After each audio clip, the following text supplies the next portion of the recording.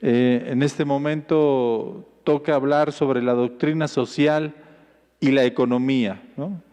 El trabajo como la clave de la cuestión social. Para ello nos facilitará el espacio Mariano Yarza Piña. Él es maestro en Derecho Privado y secretario de la Dimensión de Pastoral del Trabajo. Mariano, si bien es cierto, tiene reciente en este puesto, pues es ya compañero nuestro desde ese tiempo atrás en proyectos, desde otra vertiente, así es que para nosotros es amigo desde hace tiempo. Entonces los dejo con Mariano, pues, para que nos ayude a profundizar esto que ya se estaba dialogando y el trabajo que y el salario que, y cómo es esto de una idea de construir otra economía o otra forma de entender la riqueza desde una lógica distributiva. Gracias, Mariano. Bueno, muchas gracias. Pues bueno, vamos a empezar, vamos a tratar de ser dinámicos, no tardarnos mucho, porque la parte de compartir siempre está siendo muy rica. Entonces, para que los contenidos sean concretos, breves, ¿no? Y pues sí traigo algo de material, pero trataremos de no saturar. Entonces, al generar esta presentación, lo que quise fue, como les comentaba mi compañero David, era desarrollar un poco la teoría o cuáles son los fundamentos teóricos para lo que podría constituir un poco la pastoral del trabajo. Y reflexionando un poco en esto, vi que es la más cercana a lo que es la economía, ¿no? Porque nos tocan proyectos incluyentes y solidarios y la parte de trabajo, ¿no? Esto significa tener relación o vínculo con el mundo del trabajo, que nos lleva a trabajar y a reflexionar sobre empresa, sobre economía, sobre política. Y bueno, quería empezar sobre cuáles han sido los principales problemas.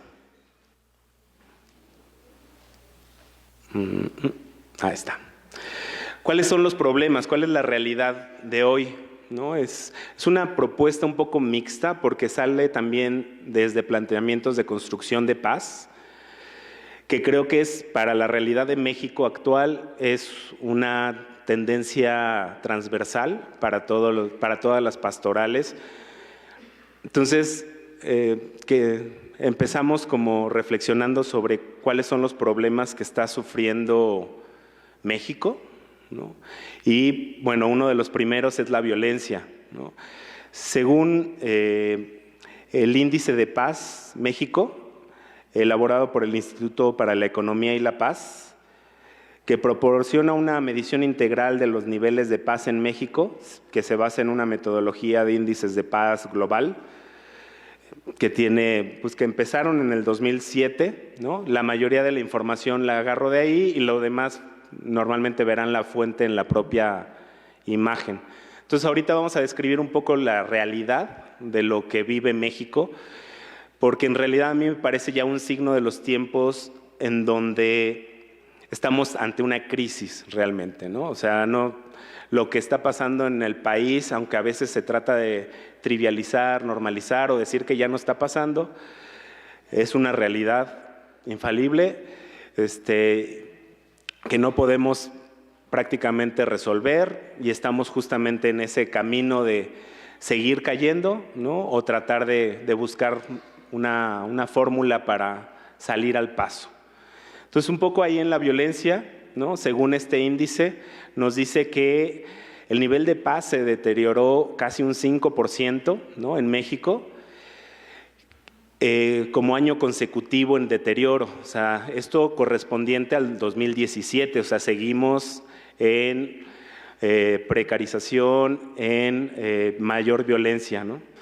Y empezando con las tasas duras, que siempre son desgarradoras, La tasa de homicidios aumenta un 14%, superando las 27 muertes por cada 100,000 personas, que en México cada año seguimos superando los récords en violencia, ¿no? Y sigue siendo el año pasado el más alto registrado.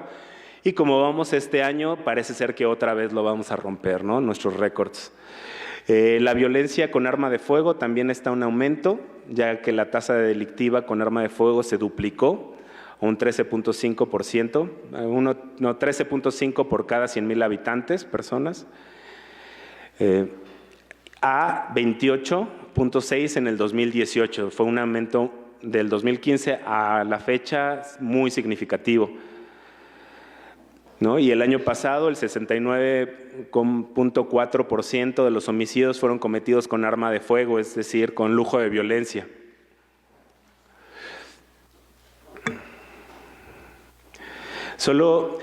Y ahora sobre el sistema de justicia, que también está para llorar, ¿no? Y que por lo menos para mí, es un claro indicio del deterioro, ¿no?, que está sufriendo México, que solo el 7% de los delitos abrieron carpetas de investigación. El índice global de impunidad estima que la tasa nacional de condenas en México es de solo el 3%, lo que significa que el 97% de los delitos quedaron sin resolver en el 2017. Y bueno, en análisis como de políticas, México tiene tan solo 3.5 jueces y magistrados por cada 100,000 habitantes, que es muy por debajo del promedio de la OCDE, ¿no?, de este grupo de primeras economías, ¿no?, que es de 17.9. Y esto es un poco, no se aprecia muy bien, pero un poco nos habla de este deterioro del sistema de justicia, ¿no?, que ya lo sabemos todos, ¿no? Todos tenemos casos en donde sabemos que la violencia sigue permeando y sigue afectando. Esto obviamente va a estar en los materiales, pero bueno, nos habla obviamente de ese 3% o menos de 3% de casos a los que sí se llegan condenas con personas y que a veces pueden ser hasta injustamente condenadas, ¿no? Pero la violencia no solamente genera miedo, terror, no solamente nos hace no querer salir de la calle o tener medidas, también genera un impacto económico real y tangible. Según el Índice de Paz de México, el impacto económico de la violencia en México se estimó en 5.16 billones de pesos, que es el 24% del Producto Interno Bruto, ¿no?, de todo lo que se produce, la riqueza que se genera en México, lo cual representa un aumento de 10%, ¿no?, en comparación con el 2017, y desde el 2015 un incremento en 38%, ¿no? Pero a comparación, México gasta menos del 1% de su Producto Interno Bruto en seguridad interna y justicia. Y como ven en la gráfica, ¿no?, algunos de los gastos y del deterioro o del daño económico que genera la violencia, ¿no? Y esta es la relación justamente con la economía que vamos a tratar en este tema, la economía y la doctrina social de la Iglesia. Entonces vemos que, pues bueno, los homicidios es lo que más daño ha generado, ¿no?, siguiendo de delitos con violencia, el gasto federal, ¿no?, y el gasto en protección, que también es muy elevado. Allí es donde pues todos sufrimos este tipo de daño económico y que también está afectando a la economía. Otro de los grandes problemas que vive México es la pobreza, ¿no? Como ven, estos son cifras del Coneval. Aquí, si bien para el 2018 se señala que hay un porcentaje menor de pobreza, pero si se ve la cifra hay un mayor número de pobres, ¿no? Esto quiere decir que relativamente se ha mejorado o se ha disminuido la pobreza, pero numéricamente no. Tenemos 51 millones de personas en situación de pobreza y un 7.4% en pobreza extrema. ¿Qué significan estos dos? Y lo vamos a tomar justamente relacionado con el tema del salario. Pues significa que la gente no tiene suficientes ingresos para cubrir sus necesidades alimenticias, pobreza extrema. Y pobreza, que la gente no tiene suficientes ingresos para cubrir sus necesidades alimentarias y de servicios, renta, educación, salud, ropa, calzado. Y esto está muy relacionado con el salario mínimo.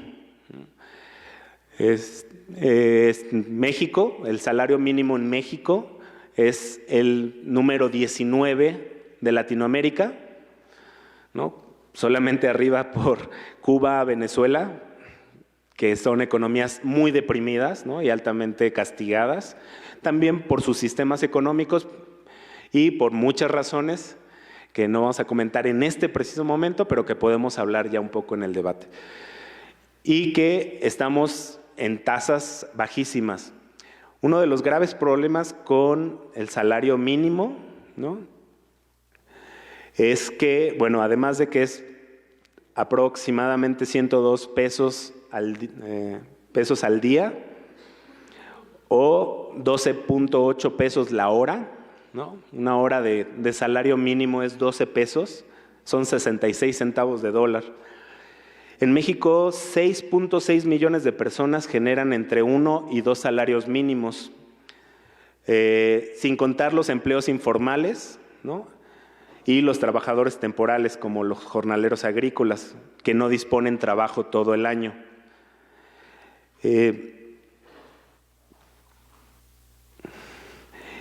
A comparación de esto, México tiene un Producto Interno Bruto de 1.894 millones de dólares, y ocupa el número 12 a nivel mundial en Producto Interno Bruto. O sea, la economía no es tan deprimida, tan castigada. Y es el número 2 en la región Latinoamérica, solo por debajo de Brasil. Claro que Brasil tiene una población de 200 millones de personas. México junto con Chile son los únicos países de Latinoamérica miembros de la OCDE, Organización para la Cooperación y Desarrollo Económico, en el cual se encuentra el 80% de comercio mundial y las inversiones. Y a pesar de este potencial y capacidad económica, sigue siendo uno de los 5 países latinoamericanos con menor salario mínimo, donde Guatemala, Ecuador, Perú, Bolivia, Brasil, Colombia, Honduras y Belice nos duplican el salario mínimo. Y bueno, ya Costa Rica, Panamá, y como ven en la gráfica, Argentina, tienen mucho más salario, hasta 4 veces. Según el Coneval, como vimos un poco antes, una persona que tenga suficientes recursos económicos para estar en la línea de bienestar debe ganar y gastar 3.083 pesos, lo que significa que una persona que gana un salario mínimo apenas está en la línea de bienestar para él solo, para solo una persona.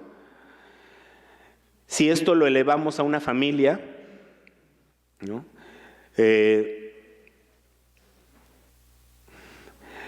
pues se duplican y se triplican las cifras. Por ejemplo, en 3 personas, para subsistir, para tener un salario, para salir de la pobreza, necesitan 4.706 pesos, sus necesidades alimentarias, por lo que el salario mínimo está por debajo en 1.626 pesos. Pero si pensamos en la línea de bienestar, una familia de 3 personas tendría que ganar 6.221 pesos. Es decir, que al salario mínimo le falta otro salario mínimo, ¿no? Entonces, esto también habla de la reflexión sobre nuestras familias, ¿no? O sea, si los dos padres tienen que trabajar ganando el salario mínimo, podrían apenas salir sobre la línea de bienestar. Esto genera que las familias no estén con sus familias. Y esto hablando de dos, papá, mamá y un hijo, ¿no? Una pareja y un menor.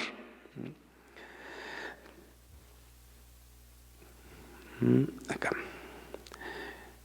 En cuestión de desigualdad, ¿qué otro problema tenemos, no? México está dentro de los 25 de los países con mayores niveles de desigualdad, 25% de los países con mayor desigualdad en el mundo. La brecha entre ricos y pobres es tan marcada que vive el hombre más rico, ¿no?, de América Latina y de los 5 más ricos del mundo, junto a 50 millones de pobres. El modelo económico mexicano beneficia a élites económicas y, bueno, algunas de las 10 personas más ricas de México acumulan la misma riqueza que el 50% más pobre, ¿no? Digo, habría que analizar bien sus índices. Es una medición que hace Oxfam en un informe. Y sobre este punto de desigualdad, riqueza, ¿no?, vamos a seguir pensando, ¿no?, pero sí quería marcarlo, ¿no? La economía, estamos en una situación grave, ¿no? ¿Y qué nos toca hacer? ¿Qué hacer? ¿No? O sea, hay muchos grados y niveles de violencia, ¿no? Pero, por ejemplo, el índice, este índice de Paz México, del Instituto para la Economía y la Paz, nos propone como elementos de resiliencia, ¿no? Cómo generar capacidad para no caer en el intento, ¿no?, para tratar de resistir toda esta violencia. Además de que hay problemas gravísimos y estructurales, el crimen organizado, pero sobre eso prácticamente no estamos nosotros, ¿no?, Pastoral, no estamos en ese proceso, pero en la paz positiva sí, ¿no? Dentro de la paz positiva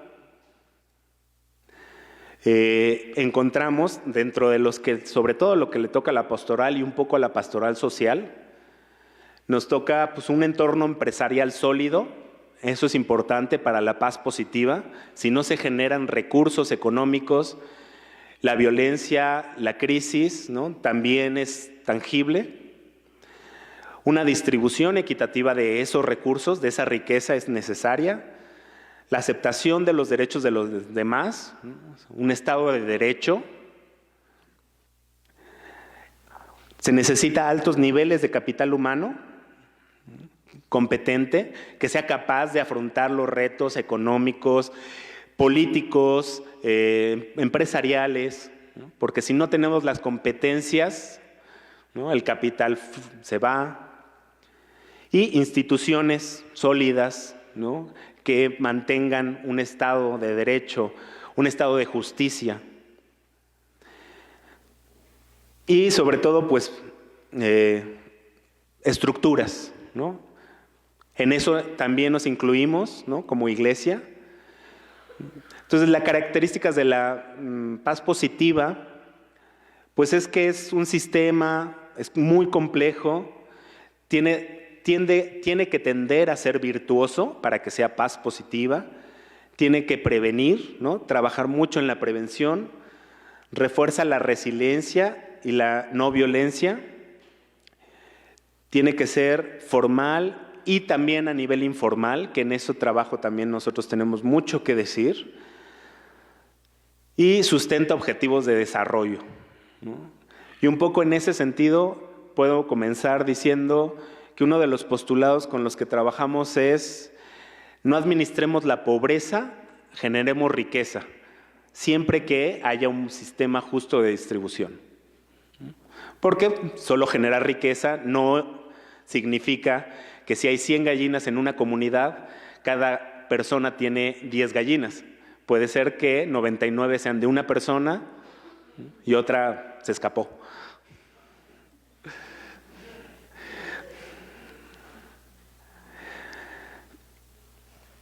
Pero bueno, ¿pero qué nos dice ante esto la economía, ¿no? Pues un sistema económico, ¿no?, es un conjunto estructurado de interacciones que determina la forma en que se organiza la actividad económica de una sociedad, la producción de bienes y servicios y su distribución.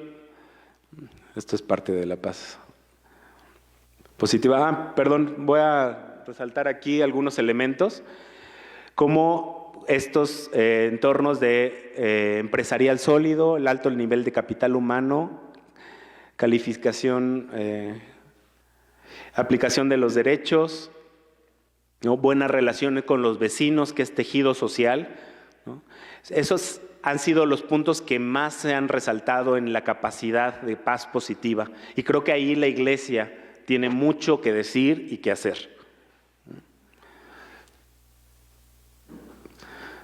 Pero ¿cuál es la capacidad de la Iglesia? Justamente pensando en esto, antes de llegar a la economía, si vemos un poco, ¿no?, este es de parte de la consultoría Mitofsky, ¿no?, de parte de la mafia del poder.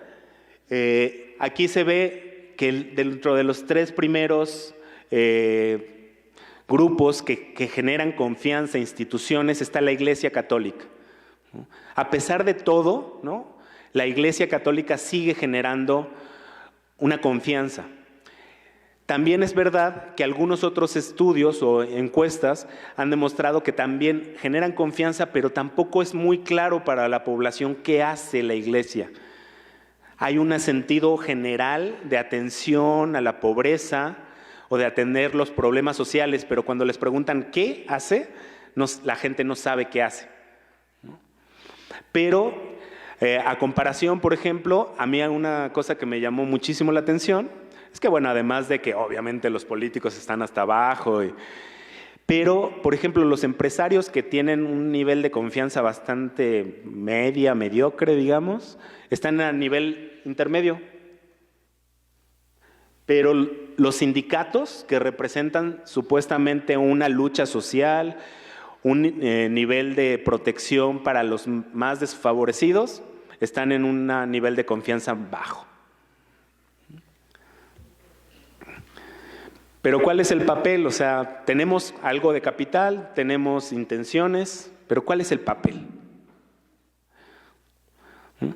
Entonces, usando una imagen de Alicia en el País de las Maravillas, es cuando Alicia le pregunta a Chester si podría decirle cómo salir, y le pregunta, bueno, ¿a dónde quieres ir?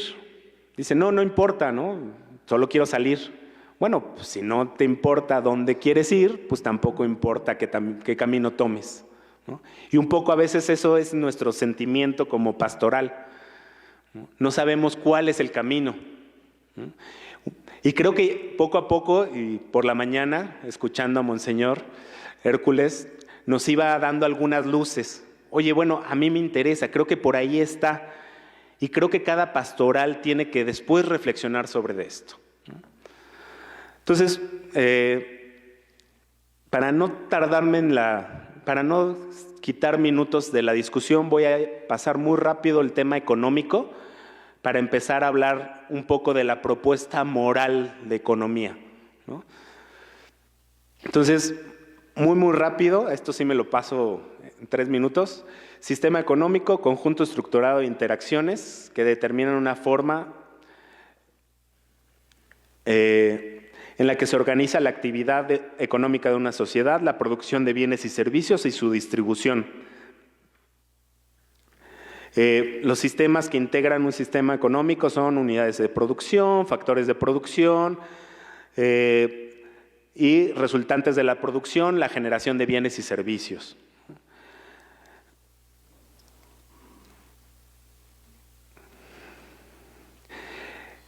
¿Qué sistema económico tenemos en México? ¿Alguien sabe? ¿Alguien me dice?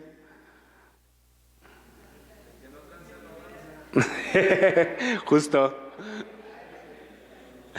¿No? Los sistemas más importantes es el sistema económico de mercado, ¿no?, que es el clásico, y dentro de él hay varias teorías y corrientes. El neoliberalismo es uno, las escuelas de Austria son otras, ¿no? Hay varias corrientes sobre la economía.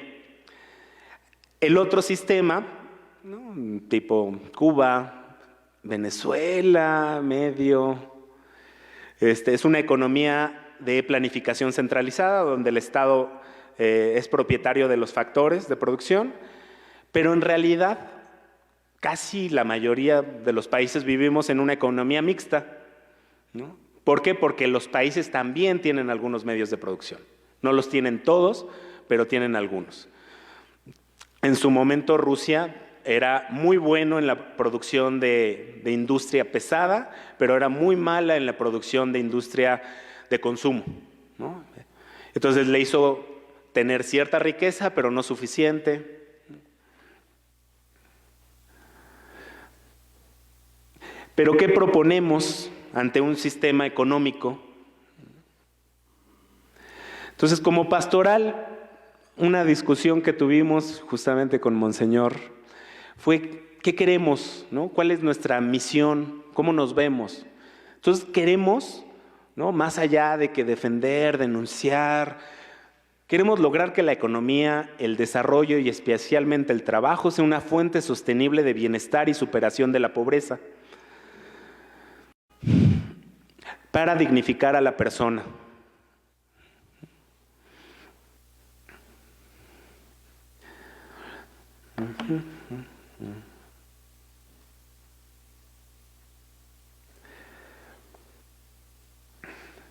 Para esto, obviamente, tengo que hacer una pequeña reflexión sobre los sistemas económicos. Los hemos entendido como, sobre todo por ciertos modelos económicos, que nos tratan de hablar de que son procesos independientes, fuera de la persona.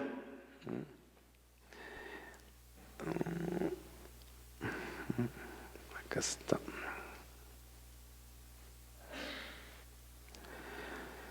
Pero, como afirman varias escuelas, sobre todo la escuela austríaca de economía, ¿no? La economía es más un estudio del comportamiento humano en los sistemas económicos y financieros del mundo. Y el comportamiento humano es por definición impredecible.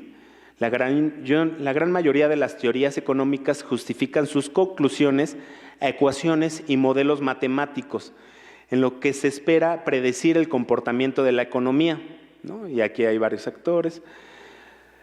Este concepto humano de la economía es parte de la economía de la escuela económica austríaca, ¿no? Que no habla a través de cifras, sino habla a través de comportamientos humanos. Esto es relevante porque significa que depende del comportamiento humano, la economía. Entonces, podemos afirmar que el mercado es un proceso dinámico en constante movimiento que se determina por valores subjetivos, o sea, por las personas. La sociedad es una red casi infinita de interacciones que son impredecibles y cuyos efectos son incalculables y de imposible control.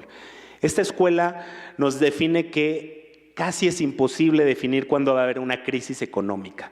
O sea, se observa cuando ya está cercano, cuando hay algo que nos empieza a llamar la atención y que puede generar problemas. Pero bajo este sistema y este control se dice es parte del producto humano, ¿no? Entonces son las relaciones humanas aplicadas a producción, consumo, manejos financieros, capital, pero es el producto humano. Eso me pareció muy importante para la pastoral, para no salirnos de las escuelas económicas. Estas son las escuelas que utilizan incluso los economistas.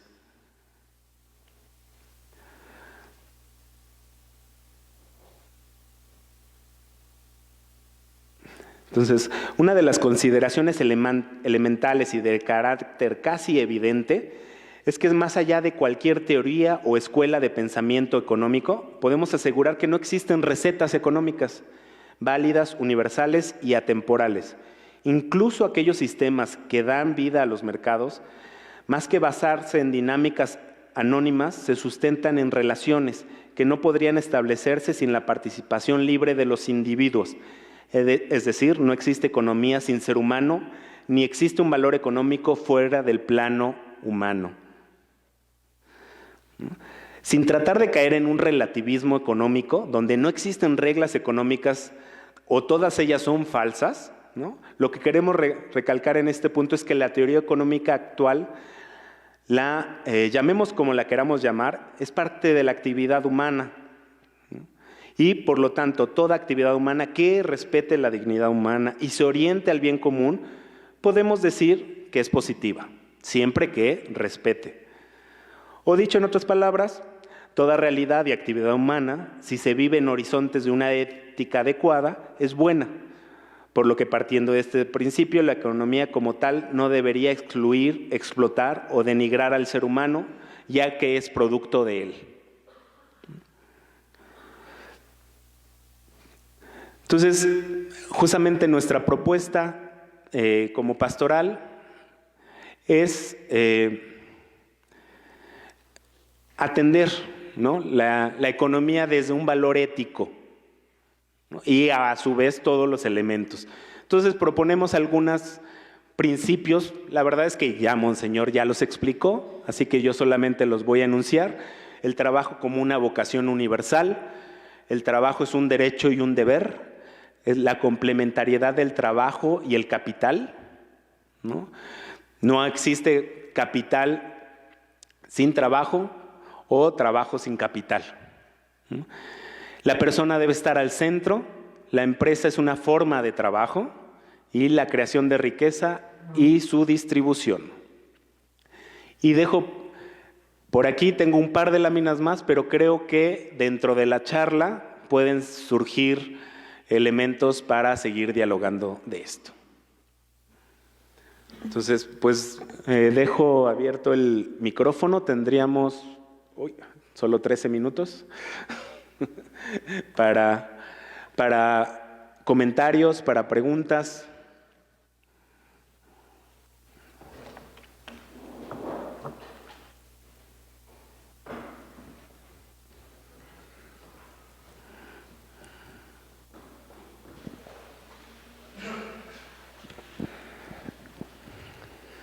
Buenas tardes. Algo importante que yo creo que serviría a nosotros como promotores del cuidado de la economía es la cuestión de los chetos y chuchulucos que una familia se come en una semana.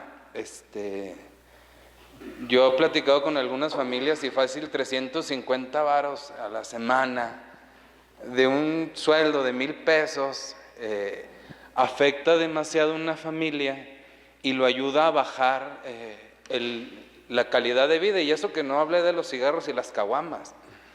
Bueno, tampoco hay que exagerar. Que esas son sagradas, ¿verdad? Pero creo que sí, sí hay que cuidar mucho de parte de nosotros la concientización de ayudarlos a no gastar tanto. Por ejemplo, una familia que sale de paseo, tiene sed, se gasta hasta 100 pesos en Gatorade, perdón la marca, agua purificada, un chocomil, cuando pueden llevarse una botella de agua de su casa que no les cuesta ni un peso.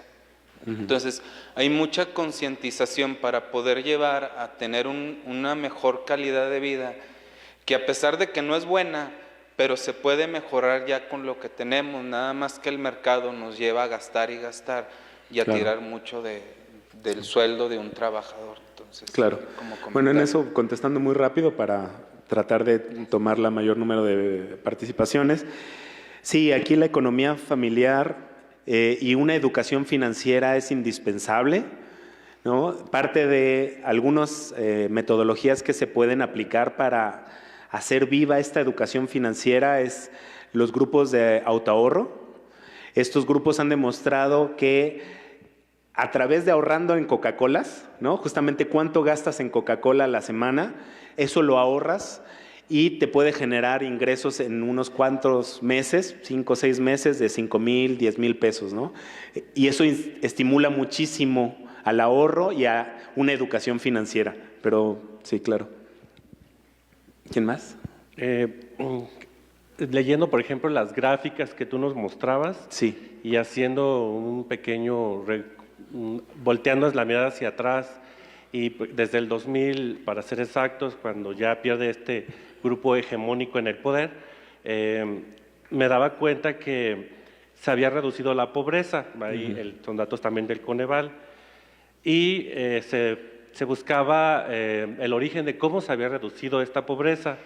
Y no tengo los datos exactos, pero sí recuerdo que mucho ayudaron los programas sociales para, de alguna manera, maquillar que se había terminado la pobreza extrema, y pasamos a otro nivel muy interesante. Ahora ya hay pobreza nada más. Erradicamos la pobreza extrema con los programas sociales y ahora ya somos pobres. Entonces, bueno, pues ya es algo, ¿verdad? Y bueno, ahora me surge la reflexión. Si tanto el gobierno y a nivel de instituciones, ONG y justo la pastoral social, solo estábamos atacando los efectos de la pobreza, pero no justamente la causa, que es justamente el comentario que hacía el hermano. Lo vi en la sierra, fui muchos años misionero en la sierra, llegaban los programas sociales y la gente pues se atenía que el próximo mes iba a cobrar Prospera y ya no tenía que trabajar, ya no tenía ni siquiera que sembrar tanto, porque además esperaban las remesas de Estados Unidos, más el programa, se la llevaban muy bien, de verdad, vivían bien.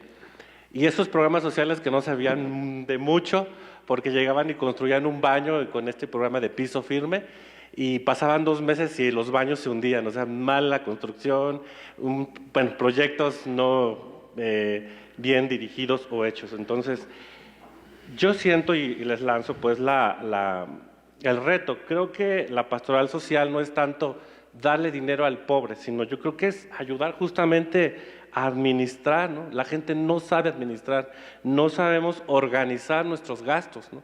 Entonces, ok, reduzco esto y tengo otro problema más grande, ¿no? Entonces, como es la reflexión que me ayudaste un poquito ahí a ver estos datos de cómo, pues sí, los datos y las estadísticas, pero en realidad es una máscara. No se está erradicando la pobreza extrema, ¿no?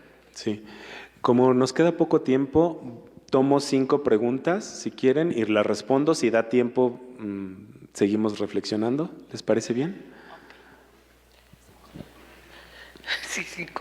Ay, ¿qué tal? Una pregunta, ¿qué opinión tienes sobre la economía solidaria?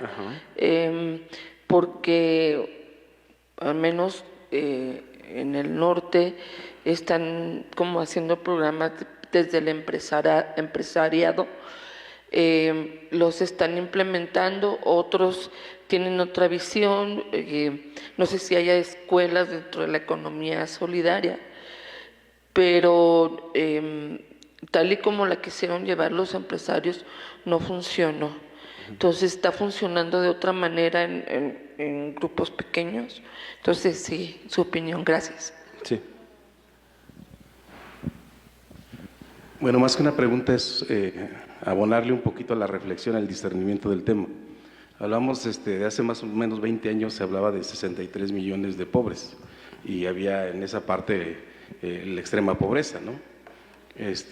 Al último tiempo el informe es que sí, efectivamente 52 millones de pobres en ese término.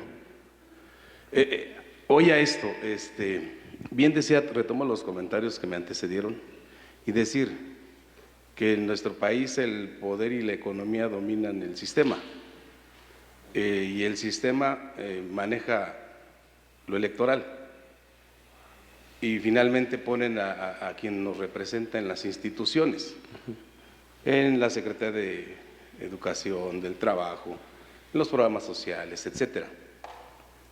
Y bueno, contestando un poquito a lo que se comenta, ¿cómo es posible que a lo mejor no podemos tener programas sociales en lugares lejanos de la misma república, pero sí llega la Coca-Cola, sí llegan los productos que mencionaban ahorita? Digo, solamente es para la reflexión. Y en el otro de los casos, el caso más sonado, a veces hay circunstancias muy mediáticas que hay que reconocer también para discernir el tema y encontrarle soluciones, como bien dicen. El otro tema, migrantes, bueno, lo leo desde una parte. En Los Ángeles hay una cárcel, un lugar donde meten a toda la gente más mala que llega a Estados Unidos de los migrantes. Y ahí los profesionalizan en eso, que los llevan a Honduras, a El Salvador, los países centroamericanos, y que de repente los sueltan para que comiencen a hacer barbaridades. Y llegan los malamente llamados mesías que invitan a la gente a salir para que no mueran. Y nuestro México se llena de migrantes, de gente que incrementa hoy en día esa pobreza ese número de pobres de los que se habla. Concluyo el comentario ahí. Gracias. Pues solo una reflexión también, que siempre hablamos de la extrema pobreza y me parece que la pobreza no es una causa, es un efecto. Y por eso nunca se va a solucionar si siempre hablamos de la pobreza, porque es como un efecto. Más bien la causa de la pobreza es la extrema riqueza de unos cuantos.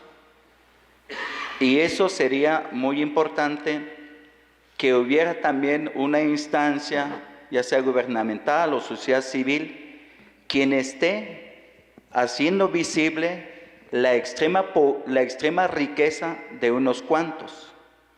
Por lo general solamente encontramos estadísticas constantes, ahí está Coneval, quien da la pobreza así, pero ya no lo dice la riqueza extrema de Carlos Slim, de Carlos Salinas y de otros más. Y quizá esas dos realidades, plantear la causa y el efecto. Un poco en la línea de lo que decían hace rato, de cómo nosotros a veces no pensamos suficientemente en nuestra manera de consumir.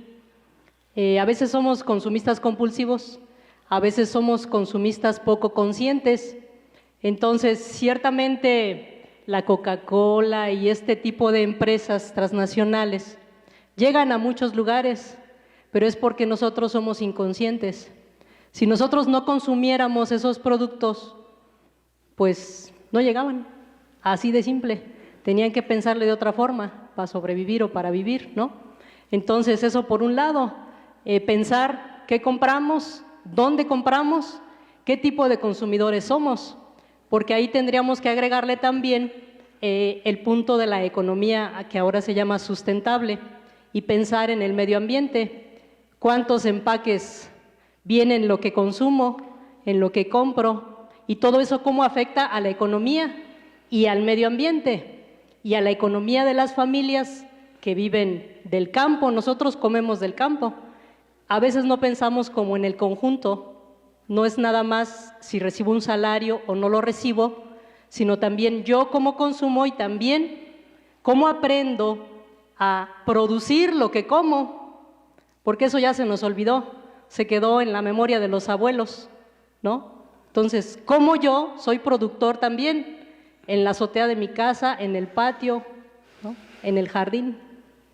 Todo eso tiene que ver con la economía y a veces nada más señalamos a los grandes empresarios, pero pues también nosotros los hacemos ricos con todo lo que consumimos y lo que compramos, ¿no? Entonces, yo llamaría a la conciencia, ¿cómo somos consumidores? Gracias.